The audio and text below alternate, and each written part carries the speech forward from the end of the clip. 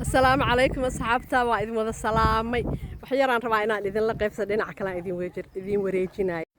marka wax yar oo aan idinla qaybsanayo waxa waaye sirtiina inay sir idin ahaato oo qof kale aadan la wadaaginina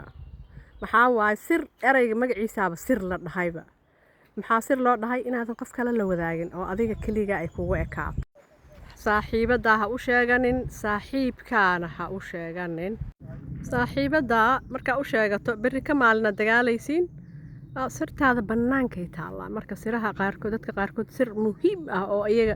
ku saabsan mustaqbalkooda dhan ku saabsan dadka la wadaagayaan hataa wiilkaaga ha u sheeganin wiilkaaga da u sheegta naagtiisa u sheegayaa naagtiisa da u sheegana naagtii asaga markay dagaalaan sirtaada bannaankay taallaa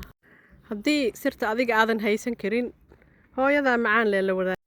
hooyadaa sirtaada ma dhiibayso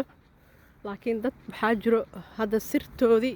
mustaqbalkoodii oo dhan looga dheelay waxaa jiro sirteedii dad la wadaagtay mustaqbalkii waa looga dheelay marka dadkan kaama naxayaan xanaaqaas yar oo lagu qabo ayaa sirtaadii dhan muxuu ahaay lagaaga oo loo sheegayaa marka saas ma fiicno asxaabay is ilaali magac ma sheegin laakiin aniga qofka sirta looga dheelo mustaqbalkeeda lagu ciyaaray saaxiib ha aaminin